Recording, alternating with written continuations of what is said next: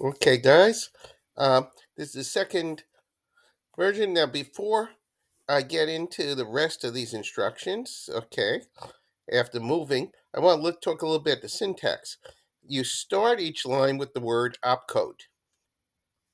Then you put in square brackets an opcode number, which the MythSim current, as it's currently run until I rewrite it better, ignores. It just starts with zero and goes through these. So these numbers are just sort of comments so that we remember what these opcodes are. Now, of course, when we write them into one of these, the opcodes are written in binary, 6 bits. So you have a limit of up to 64 opcodes. I've never come anywhere close to writing that many opcodes, even for the most complicated machine I ever wrote. But that is the limit. Okay, the accumulator is a fairly large machine and it has 44 opcodes. Okay, now, mostly because they're very repetitive. All the opcodes like to repeat a lot. Like here, we're going to have for all four registers, we have add into the accumulator. Um, we select we're going to select a register 0 through 3, and we select register for the accumulator, and we call on the add instruction.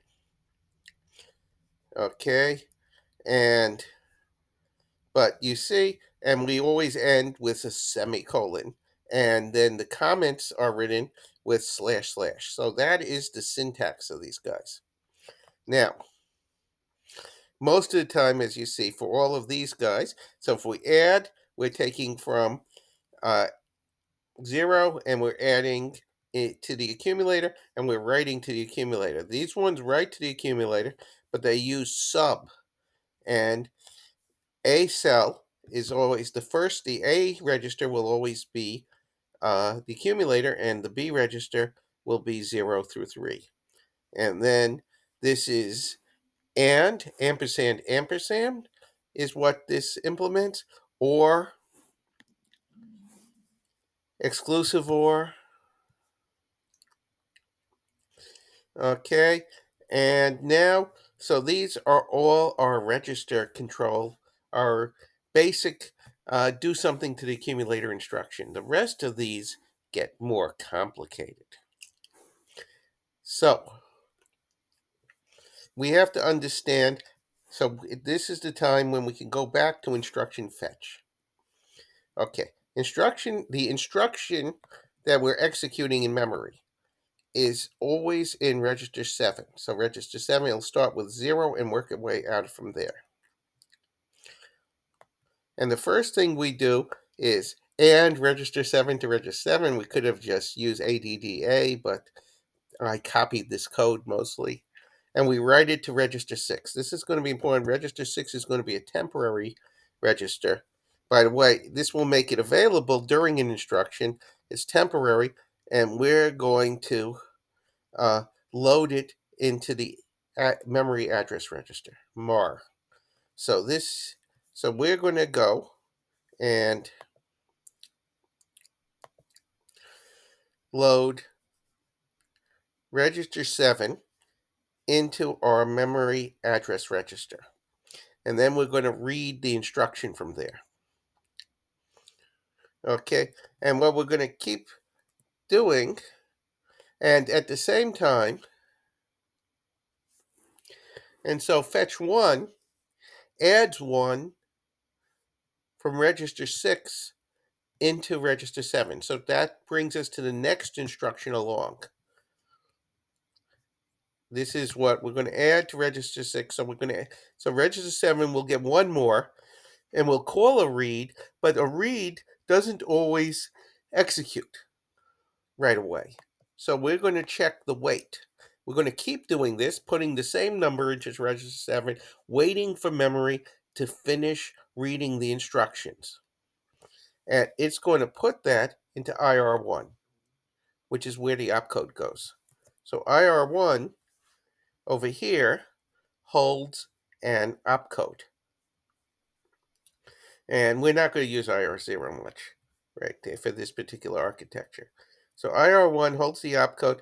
It tells us where the opcode goes, and then we call and then fetch 2. The last thing is we go to which of these opcodes are specified in IR1. So there we see.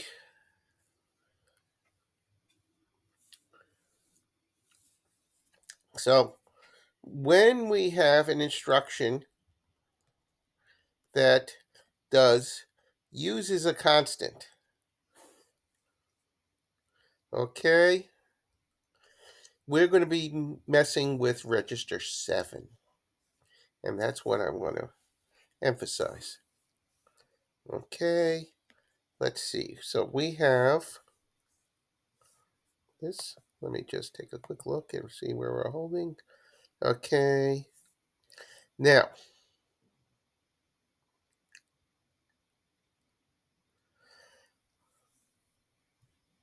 still some time to go on that. So if we look at the memory instruction, we put a constant in the accumulator. So right now, after we execute this instruction, register 7. Okay, so when we call this instruction, register 7 has the location of the constant. That is, so like right here, 50. When we call instruction 31 in with 0, register 7 will have 1, the next location in memory, and that's where our constant is. We keep doing that wrong. Okay. And so we're going to write to register 6 the location of constant. We're also writing it to the memory, and we're going to go to const A. Okay, const A will be followed by, this is a 3 lines, so there's opcode 31 right up here, goes to const A, and constant B will be execute the whole instruction. Const A looks a lot like the other thing, except we write it to IR0. And then we send from IR0 the number to the accumulator. So this writes it to the accumulator from IR0. And this does the same thing as a memory fetch, and that's the way it works. 32 does a similar instruction, but it writes it to a specified register rather than writing it to. So it will put a constant into a register directly. And I probably should have been using that, but I wasn't. Okay, because I just don't think of it. And then we're going to talk about reading. Okay, so this instruction 37, I'm going to jump to 37, also gets a number from memory to a register, but it writes it to a register. What am I saying? Okay, it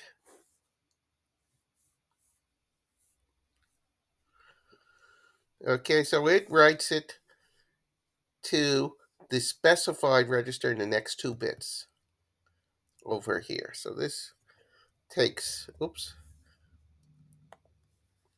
So instruction 37,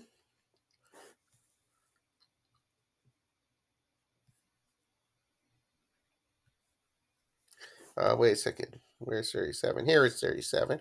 Writes it, in this case, to register 1. Keep bouncing back and forth. Okay, and so the store instructions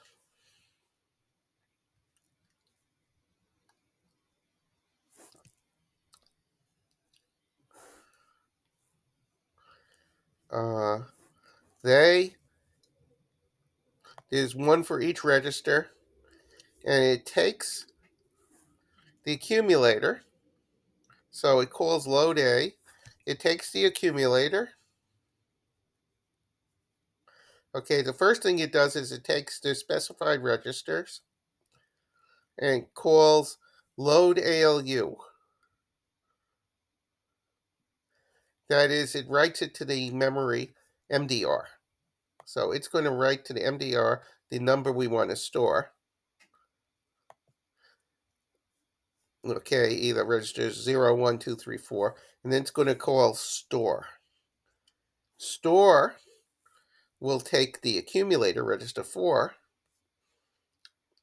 and stick it into the MAR and call memwrite. Memwrite calls the write signal, telling memory it's going to write, and it keeps calling the write signal until memory's done writing.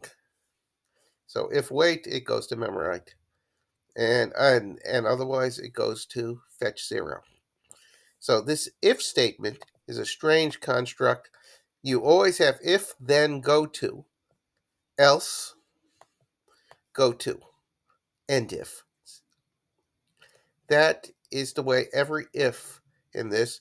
It doesn't, and I'll talk in another lecture about how that actually works in the machine, but you have to have, if you don't do any of these things, the syntax will fail and it won't load up your instructions. Finally,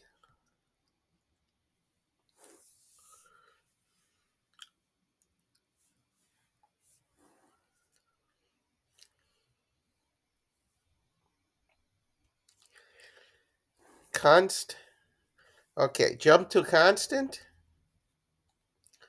Okay, all we're going to do is replace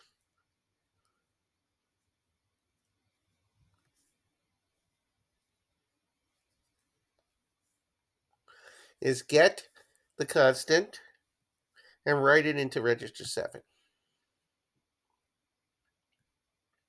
And also get the location, write it to load. And we'll jump to const. Okay, so, and we go to jump A. Okay, jump A calls read on the constant that follows our thing.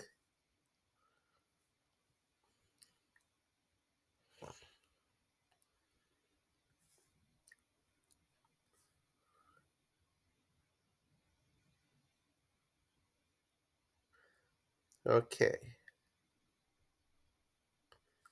And it will load into the MDR the constant that we're supposed to jump to.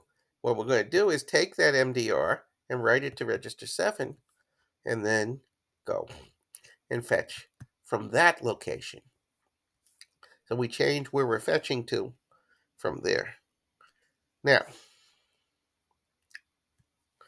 and I think that's where I'm going to stop sharing right now.